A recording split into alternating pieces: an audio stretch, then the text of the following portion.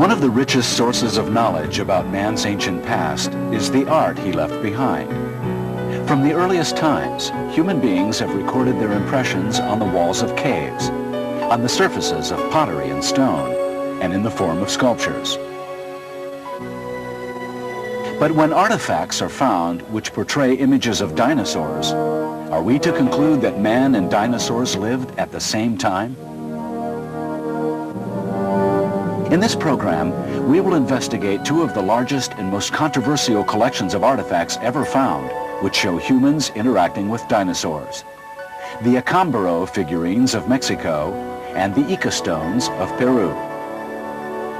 Do these artifacts suggest that ancient artists were eyewitnesses to living dinosaurs? According to our present understanding of man's development, this is impossible.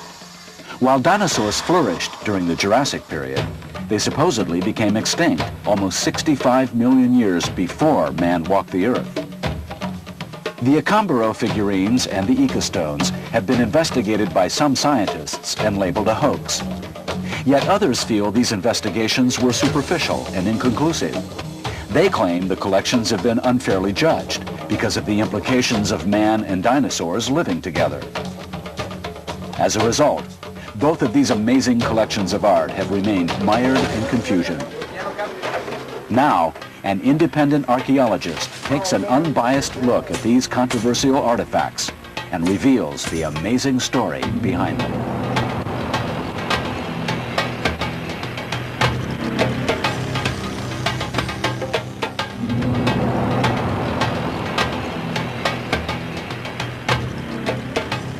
When the Spanish first arrived in Mexico 400 years ago, they encountered artistic expressions that were completely foreign to their way of thinking. Fantastic temples reached to the sky. Statues and carvings so bizarre, the conquistadores believed they could only be the work of the devil. Today, in the town of Acámbaro, a collection of clay figurines continues to baffle all who gaze upon them. The Acámbaro collection, found in Mexico in the 30s and 40s and excavated in the 50s, is an amazing subject. It has over 33,500 individually made, not mold-made, artifacts. Well, the most spectacular and controversial aspect is the representations of apparent dinosaurs, which were presumably extinct at least 60 million years ago. It all began 50 years ago, when an amateur archaeologist named Valdemar Julsrud unearthed a clay figurine that was unlike anything he had ever seen before. When Julsrud learned that local farmers had been finding similar statues in the area of Bull Mountain, he began to collect them. He was initially puzzled by what appeared to be Egyptian and Sumerian styles among the growing collection. It includes representations of blacks, Orientals, Eskimo, of South American, Asiatic and African animals, of bearded white faces. It goes on and on. The most startling artifacts in the Acámbaro collection are dozens of strange dinosaur-like figures. They are portrayed in a wide variety of interactions with humans, from people being devoured by the giant reptiles to much more intimate relationships between man and beast. To Julsrud, these images were tangible proof that man and dinosaurs lived at the same time. Independent researcher John Tierney has been tracking the Acámbaro mystery since he first saw the bizarre figurines over 40 years ago. This Acámbaro discovery is either the greatest hoax in the entire history of science, or it is one of the greatest archaeological discoveries ever made. If it's authentic, it's going to upset the orthodox concepts and timescales in many fields of study: archaeology, anthropology, zoology, history, paleontology, even psychology and religion. For the people of Acámbaro, the story of Valdemar Julsrud and his fantastic collection has become a local legend. Over a period of 10 years, Julsrud amassed over 33,000 clay figurines. I went to his house one day, and it was loaded. Boxes everywhere, figurines, dinosaurs, It was fantastic. I was overwhelmed. I used to visit him with a friend from grammar school. He would always let us come in and gaze at his enormous collection, his esteemed collection as he called it. He extended an open invitation to anyone from our school to come and study the artifacts. He led us from room to room. He was sleeping in the bathtub at the time. It was just so loaded with these artifacts. He would always explain to us how significant the collection was, and we were so impressed by its enormous size and importance. To his credit, Julsrud never tried to commercialize or profit from the collection, but it never attracted the serious scientific attention he felt it deserved. In 1954, the Mexican authorities sent a team of official archaeologists, 4 members, very prominent archaeologists, to Acambro. They, at the site, mind you, at a site of their own choice, excavated scientifically samples of these Julsrud artifacts, and they agreed that they had to be authentic. But 3 weeks later, they filed a report claiming they could not have been authentic because of the fantastic representations of dinosaurs and other creatures. And that is where the situation has remained ever since. This is something that has been largely ignored by the scientific community, simply because it's so incredible it can't be true. The implications of this discovery are so immense that it would seem to me that anyone of education and intelligence would not rest until he found an answer to it. Tierney's challenge was accepted by Neil Steedy, an archaeologist who has worked for the Mexican government for over 20 years. I am what is known as a contract archaeologist. I'm not locked in to an established mindset. I've seen reports from both camps, and some people claim that no, they were artifacts that were created on the spot for him and they were sold to him, whereas other people claim no, they were found in the area and they are authentic ancient artifacts. Are these items of ancient manufacture, or are they of modern manufacture? And that's what we're going to try and judge. The first hurdle to confront Tierney and Steedy was the exact location of the fabled collection. There was a real concern that the entire collection could be lost. Town Councilman Senor Ignacio Nares recalled rumors that several old boxes of clay statues were stored in a locked room nearby. Could this be the legacy of Valdemar Julsrud? The councilman was intrigued and granted permission to investigate.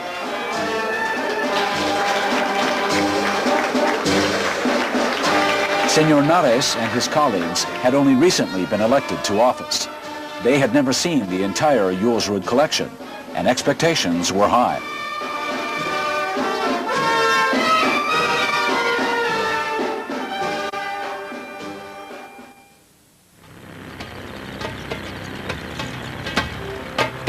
The next morning, the team was ready to enter the storeroom, but the door had been locked for years, and the key was nowhere to be found. I'm not sure how long this door has been locked, but there are apparently several thousand or more, maybe 10,000 artifacts locked in this room behind us. Nobody's seen this whole collection, I don't know how many years. Finally, Senor Nares gave the order to break into the storeroom.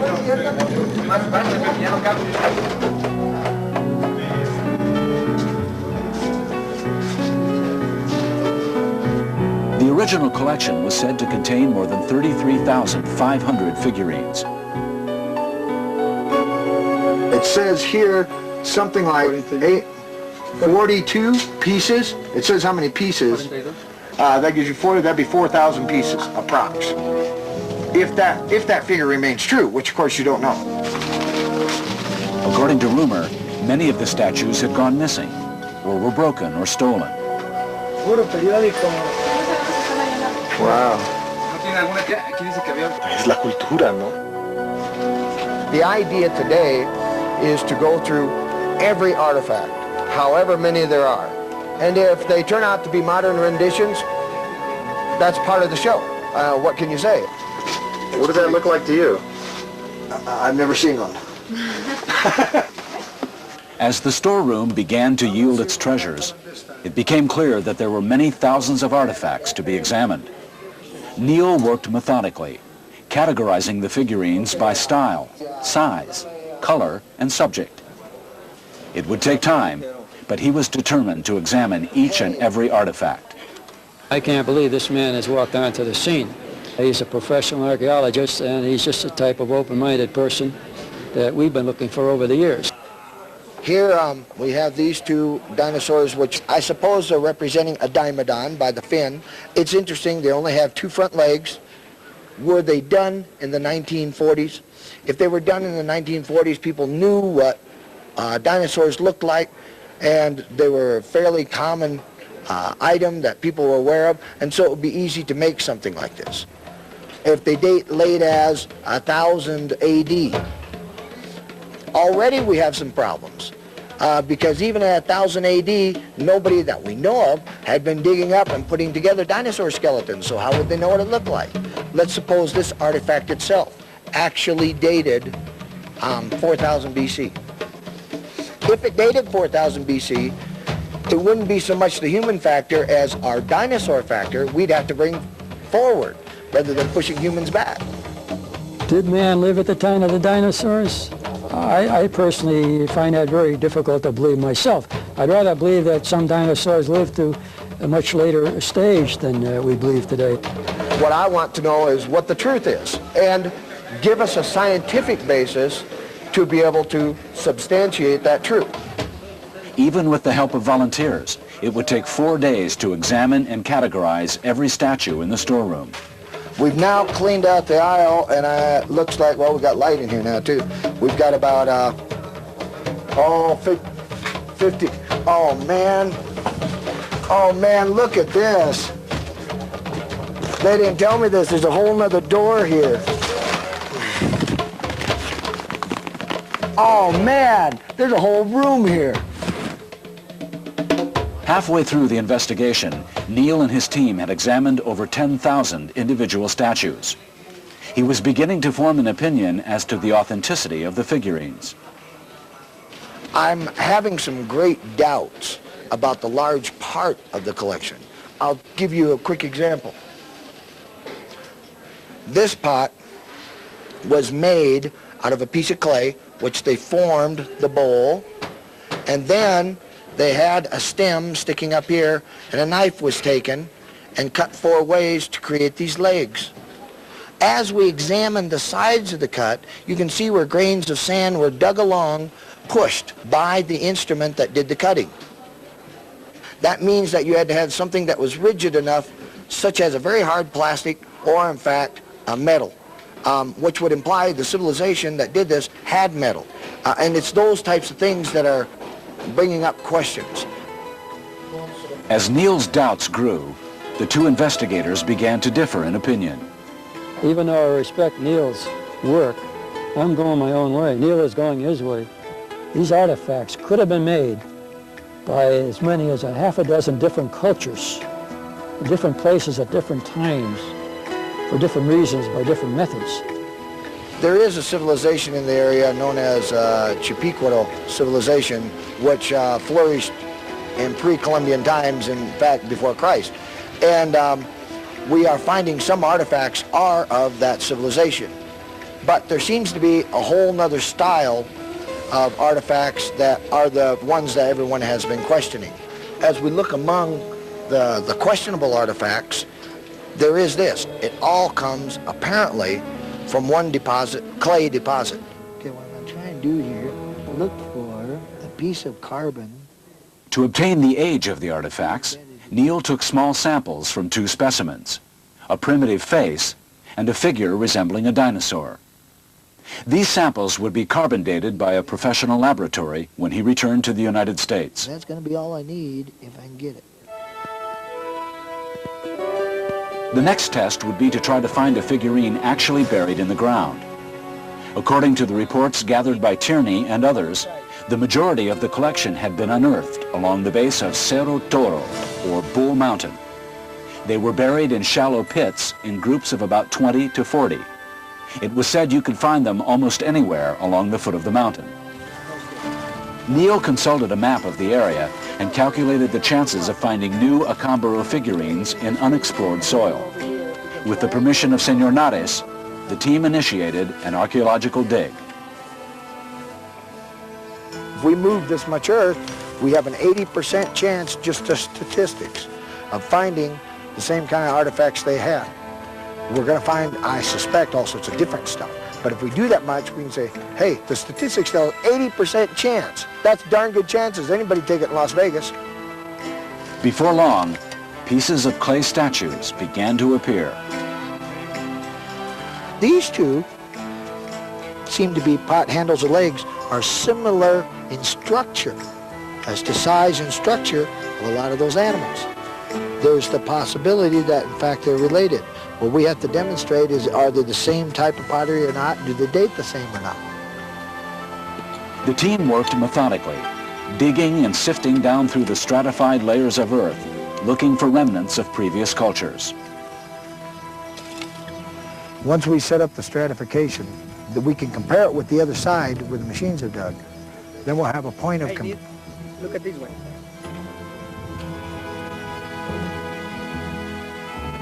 Uh-oh. It looks like we found something similar to his stuff. We found a small artifact which looked very similar to some of the stuff that was in the Jules Road collection. It does fit the collection. However, it fits the non-controversial part of the collection, not the controversial part, which is the dinosaur-like figures. After several hours, the team had excavated some interesting artifacts. But none of them, according to Neil, resembled the controversial artifacts in Julesrud's collection. I think we feel that they're digging in the wrong place. I would say that it's a wrong spot to begin with. However, I say let Neil Speed be Neil Speed. He's very adept at his business. He has his own reasons for choosing the site. I, however, would have gone directly to the old site and cast around in two spots that we have reason to believe could be more valuable initially. In the 1970s, several compelling artifacts turned up in a very unusual location. Julesrud's writings had attracted the attention of a pair of unlikely investigators, Professor of Anthropology Charles Hapgood and Earl Stanley Gardner, creator of the courtroom hero Perry Mason. Hapgood reasoned that since the foundations of the houses on Bull Mountain were erected on unbroken ground, no one could claim statues found under them could have been planted there. There were claims made that these were being made modernly. So in '55, Hapgood demonstrated that he could take them out from under a house that had been built 25 years previously. While dining in the home of Acambaro's chief of police, Hapgood mentioned rumors that statues could be found by digging almost anywhere in the area. He convinced his host to let him dig a hole in the hard-packed dirt floor of his home. He tore a hole in the cement floor of the house and dug down, I don't know how far, and eventually came up with some pretty good pieces. I tend to believe that if Charles Hapgood in 1955 excavated these objects through the concrete hard floor of a house, that other houses along there must have had the same capabilities of producing that sort of a find. Neil was willing to give it a try. We're riding all over the old site right now. Is that right? So this may have been where they dug them up? Yeah, originally there was a ditch, a roaded ditch that ran down here, and Julesrud was riding his horse down when he discovered the first figurine. In an attempt to replicate Hapgood's experiment, the team located a suitable house within a block of the police chief's. The trick would be to convince the homeowner to let them dig. We were trying to replicate what Hapgood did quite a few years ago. And we went down 4.5, maybe a little bit more, feet. No one else has ever excavated here. The statistics read to us that in this large of a space, which is 6 foot by 4 foot or 3 foot wide, we should have found at least 3 figurines. We found several bags of shards, which we will analyze, but we found no figurines whatsoever, which of course is quite disappointing in relationship to the collection that we're studying. And I would say that the thing that we need to do at this time is analyze what we have and take it from there. It looks as though it isn't going to fit in with the stories that we've been told about the collection we're studying. It wasn't a spot I would have selected myself. I would have continued to dig on the site directly above the present level of the houses constructed there today. And it's a little far afield. We don't know how far the objects were before. The house dig was within 100 feet of where Hapgood had done his house dig and found his evidence. Now we leave these people with this huge hole in their patio, which we've tried to convince them to convert to a swimming pool now that it's there, but they've asked us to go ahead and fill it back in, so that we'll start doing. John did suggest that we dig farther up the apron at Bull Mountain. The reason I chose not to is because observing the area where he wanted to dig, the soil at the most was a foot to 2 feet deep, and it was mostly made up of large rocks, 6 to 8 inches, which would have long since pulverized any type of figurines which would have been under them. For Neil, the last piece of the puzzle would fall into place when he received the laboratory analysis of his samples. Meanwhile, the investigation rekindled a 40-year-old debate. There are many unanswered questions about this collection. Most importantly, who could possibly have manufactured more than 33,000 figurines? There was this man named Odilon Tinajero, and he was the one, with his family and other artisans, who began making these clay figurines. Funny as it sounds, he saw a series of pictures on boxes of matches that were popular during that time, the early 40s, and he copied them, copied pictures of dinosaurs and other extinct animals. Absolutely impossible. It would take a scholar, along with a huge amount of people, to turn these out and turn them out so well. They say that it would take thousands of years to create so many pieces, but that's not true. Here the craftsmen can make up to 100, even 500 a day. That's a ridiculous claim that they could have been made at the rate of 500 a day. Several months later, Neil received the test results from the lab. The human face was carbon dated at 4,000 years old, close to what Neil expected from a pre-Columbian artifact.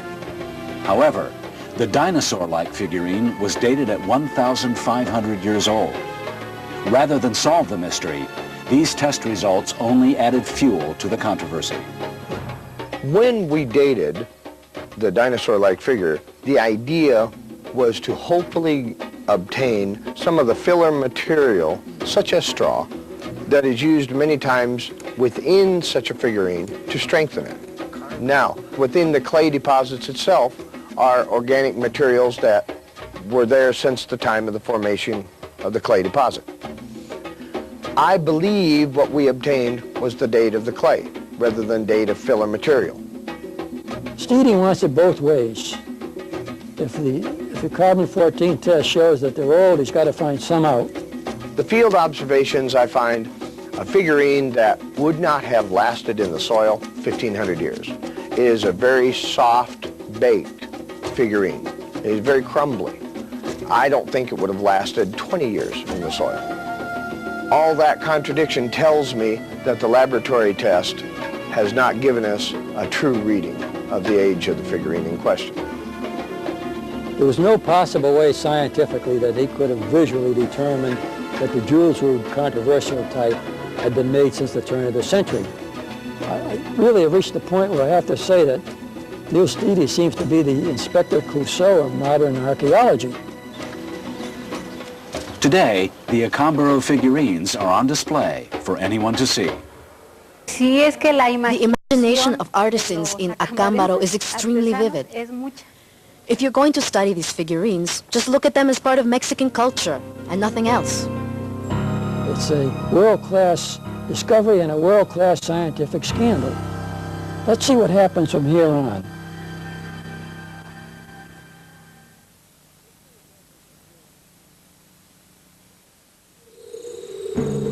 Peru. rich with mysterious landscapes, ancient ruins, and unanswered questions. 100-ton blocks of granite fitted together with the precision of a jigsaw puzzle suggest a technological capability far beyond our understanding. Megalithic temples perched atop the Andes Mountains evoke images of another world. The Nazca lines crisscross the desert for 20 miles with the accuracy of a laser. Gigantic figures are made of one continuous line, as if drawn from the air by the finger of a god. Some feel the mysteries of Peru are merely the work of indigenous cultures.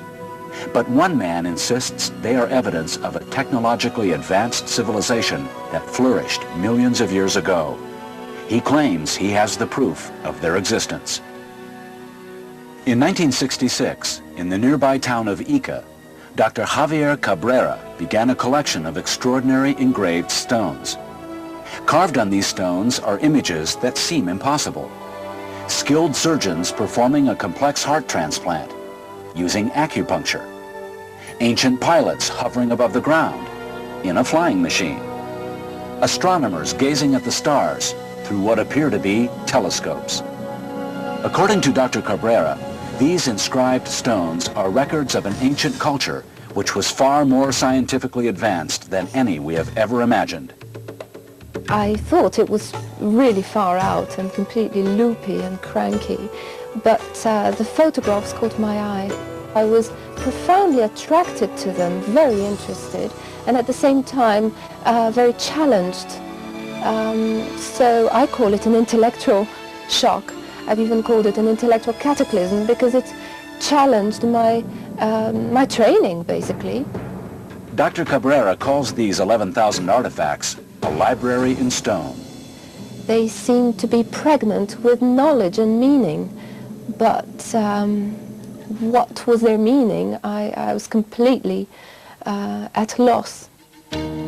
While the level of technology recorded on the stones has stirred much controversy, vivid portrayals of dinosaurs are even more disturbing. Many of the stones accurately depict Brontosaurus, Stegosaurus, Tyrannosaurus rex, and flying pterodactyls. How can this be? According to Dr. Cabrera, these ancient scientists knew how to kill the giant reptiles. Dinosaurs had two major nerve centers, the brain and the pelvic ganglion. If either were disabled, the giant could be brought down. Images on the Ica stone show men attacking one or the other nerve center with hand axes. Because the engravings on these stones show scenes of the universe and planet Earth, with the continents in significantly different positions on the globe, and also show plants and animals that are considered extinct today, including dinosaurs, we are forced to admit that the beings depicted in these stones lived millions and millions of years ago, far before man was supposed to have existed. From a geologist's point of view, there is at least a 60 million year gap in history between the demise of the dinosaurs and the appearance of man, or at least Homo sapiens sapiens as we know it. So it would be an enormous review, a revolution in scientific thinking to postulate that they might have coexisted. For years, Dr. Cabrera has extended an open invitation to the scientific community in the hopes that the Ica stones would be validated. Many scientists are aware of the Ica stones, but most refuse to investigate them.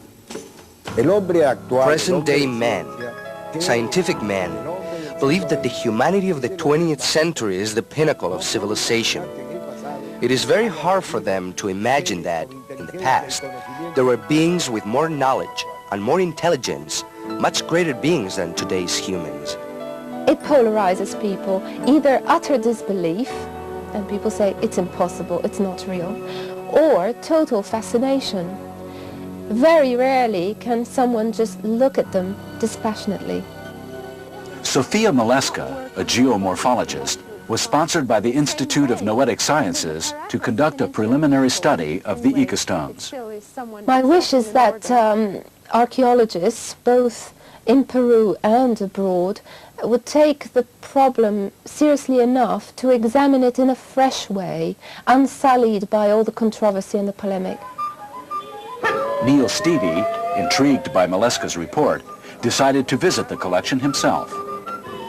I love dinosaurs. I would love to believe that man lived with dinosaurs. I'd love to believe that somebody actually could have a pet brontosaurus, or the whole story that we see in Jurassic Park. I mean, what an adventure. I would love to believe that. The story began when a friend gave Dr. Cabrera a stone for his birthday. On it was inscribed the image of a fish. Because of his training as a medical doctor, Dr. Cabrera recognized the fish as a prehistoric species which has long been extinct. He wondered who could have made the inscription. The collection itself is unusual in that you have themes that are not portrayed in other similar collections. There is no civilization that I know of which shows brain transplants, stomach transplants, complete blood transfusions, and so forth. In this series of stones, according to Dr. Cabrera, we see details of an advanced surgical procedure, a heart transplant. In the first stone, a pregnant woman is reclining with a tube attached to her arm. This tube is removing blood, which is passed to a small bottle. The bubbles indicate that a chemical exchange is taking place. According to Dr. Cabrera, a hormone is being filtered out and the blood returned to the patient. This hormone, which only pregnant women have, is an anti-rejection hormone, which naturally prevents the fetus from being rejected. In the last stone of the series, the new heart is irrigated with this hormone and surgically placed into the recipient. It is obvious that these beings were depicting the many technological feats they had achieved, such as the unusual flying machines shown on some of these stones. In these stones, ancient pilots are riding in a craft which resembles a bird. In some drawings, these flying machines are hovering over dinosaurs, while the co-pilot seems to be observing the heavens through a telescope. In many of the Ica stones, men seem to be gazing at stars and comets. Dr. Cabrera believes that they were recording the comet which crashed to Earth and caused the extinction of the dinosaurs. They do have a similar art style, which makes them look like they all should be grouped together. After collecting and studying these amazing artifacts for almost 30 years, Dr. Cabrera has a fascinating interpretation of what this ancient library means. You can see by the very large brain capacity of the beings depicted in these stones that they had far greater cognitive ability than we do today. Present-day man, who thinks he discovered all knowledge, is not as intelligent as the man that appears on these stones. These stones carry a message, a fundamental message left by an advanced race of humans that preceded our own by millions of years. They themselves faced a catastrophic demise, and they told their story the only way they could, by inscribing images of their world on stones, teaching the next human race how to live in and take care of this universe. The problem with the reasoning that Dr. Cabrera uses is that he says, the message reads as such, this proves that it is authentic. And the problem with that is there is no scientific reasoning there.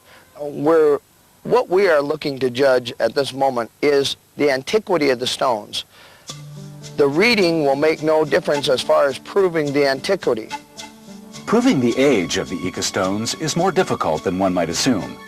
There is no scientific test that can accurately date when a stone was carved. If you date the stone itself, what are you dating? The age of the stone. The stone could have been made 20 million years ago. And so the stone will date 20 million years old.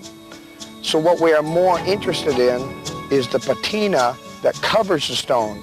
The patina will be the oxidation or the aging that sometimes made up of algae and not just oxidation, which appears on the surface of the stone. The proof of antiquity is elementary. I did laboratory tests at the University of Lima, the University of Bonn in Germany, and I also sent samples to Joseph E. Blumrich of NASA. All came to the conclusion that the engravings in these stones are covered with an ancient patina, which proves categorically that the stones are ancient.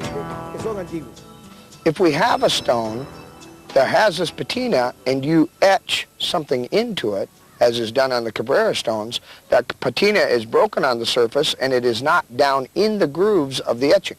You can pick any stone you want and do whatever analysis you want on it. Neil took 2 of the stones for further study. Oh, these are the samples? Although there were many artifacts to examine, the most important element in determining their age was missing: the context in which the artifacts were found. The river Ica, several years ago, flooded its banks and washed away a new area, opening the mouth of a cave that no one had ever seen. Some of the treasure hunters of Ocucaje discovered the cave, and when they went inside, they found thousands of these strange engraved stones. They brought the stones to Ica, and the people of Ica thought, they're not real, they're not authentic. They were made by the farmers. Dr. Cabrera has stated that there was a cave, and in fact that he has been to the cave. He described the interior of the cave and the contents of the cave. Therefore, it has become a very real cave in our discussions. However, what is the evidence of the cave? The only evidence of the cave are not photographs, are not maps, are not pictures, are not drawings. It's Dr. Cabrera's word. Despite Neil's numerous requests to see the cave for himself, Dr. Cabrera refused to reveal its whereabouts. I sincerely hope that no one reveals the location of the cave. I hope with all my soul that it's not found by people looking merely for archaeological treasures. This would be a great mistake. We would lose all the marvelous material that is there now. It would be dispersed around the world, and the sense of the messages on these stones would be lost. Dr. Cabrera is understandably very cautious about it, and I think he's right, because only when a team of archaeologists, Peruvian and possibly American or an international team anyway, is ready to go there to check it out, should that be done, because otherwise too much vandalism would ensue, and then it would cover all the scientific data that might come from a pure find. The desert town of Ocucaje has long been known for the grave robbers, or huacaros, who live there. Neil reasoned that if huacaros had originally found the cave, maybe they could help. Rumor had it that someone had unearthed a new cache of Ica stones from an ancient burial site in the area. A midnight meeting was arranged. The huacaros claimed the stones were found beneath the decaying remains of a mummy, suggesting they could be at least hundreds of years old. But once again, the context of these artifacts could not be verified. Grave robbers rarely admit the source of their discoveries for fear of arrest. I need some type of hard evidence. We have the artifacts out of context. Not knowing how they were placed in context originally, that is, all the surrounding things that should be with them, then we don't have any idea what goes with them. So we have to judge the artifacts by themselves. So to say they're found in a cave is irrelevant. It doesn't matter where they're found. They're now out of a cave, out of context. At the museum in Ica, many remnants of ancient cultures are on display, but noticeably missing from their shelves are inscribed stones. Neil learned why from Peruvian archaeologist Fernando Herrera. The inscribed stones in the museum are kept away from public view because of the controversy surrounding Dr. Cabrera's Ica stones.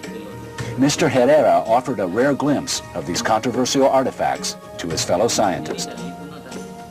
The authentic stones found in Inca tombs are much lighter and have quite a different flavor to them than do the stones that are in Dr. Cabrera's collection. True, they portray for the most part domestic animals and some non-domestic animals of the area, but the style on it is they have a lot finer workmanship on them, and the cuts aren't nearly as deep or as brusque as they are on the Cabrera stones. My view is that we have again a very complex picture of a core of ancient stones created by a very sophisticated ancient culture. And then layers upon layers, like cultural stratas of other cultures who just copied what the ancient peoples did, or developed it their own ways, and up to quite recently. The investigation seemed to be at an impasse. If no one would reveal the location of the cave, perhaps there was another road to take. Neil's path led to the door of Basilio Achuya. We took these two stones to one of the people that claims to have fabricated the stones for Dr. Cabrera. And by surprise, we showed them and said, "Do you recognize these?" He goes, "Oh yeah, I did those about 10 years ago," among a series of them. And when asking them to describe other stones that he did at that time period, he described the stones that were on either side, above and below, these same artifacts. For a long time I was working in the fields, and it was a lot of hard work. When I first saw some of these ceramic pieces of the ancients, I started copying them to sell. Then I saw that it could be done in stone also, so I started looking for soft stones that I could carve on fairly easily. Doing that was much easier than working in the fields. I've brought Dr. Cabrera about 11,000 stones, but he also has some real ones. Do you have any idea how many? I don't know, maybe about 5,000. After speaking to several people in Okukahe, we find that we have quite a few artisans who are claiming to have done many of the major stones, and in fact, as a summation, all of the stones that are in Dr. Cabrera's collection. Dr. Cabrera admits that many of the stones have been faked to sell to tourists. However, he maintains that all the stones in his collection are real. If any fake stones exist today, it is only a recent occurrence. It is only now that they have become famous, now that the whole world, including people of all disciplines, have learned what is inscribed on these stones. But I can easily tell which are real and which are copies by how they are engraved. The engravings on a recent stone, a fake stone, they don't have the patina in the grooves of the stone. This allows us to tell whether the stone is ancient or recent. From what we were told in the field, Dr. Cabrera himself brought drawings out to people and said, "This is the drawing I want on the stones." Dr. Cabrera doesn't know the origin of the stones I bring him. He doesn't know I'm making them myself. The whole thing calls for great caution, because one has to differentiate very carefully between the core of ancient stones and the modern curios that are being done for tourists, basically. The question with the Cabrera stones, of course, is that it has what appears to be a patina on all the outside, except the bottom of the grooves of the carved grooves on each stone. It should have aged fairly evenly, and it hasn't. For myself, I'm not sorry that I've chosen this difficult path, but I realize that by taking this path, I've brought suffering upon my family. I have hurt them. But when a man comes to hold a certain conviction of the truth he has discovered, he must defend it. Defend it even to the death if necessary. Mine wouldn't be the only case in history, the case of Javier Cabrera. There are many, many parallels throughout the history of science. It is true, of course, that I can be judged as a man who preferred science to his own children. But I know that there will be a day when my children's pain will turn to happiness. You can never have such happiness if you haven't gone through the pain of defending the truth. I'd buy that if you can show me the evidence.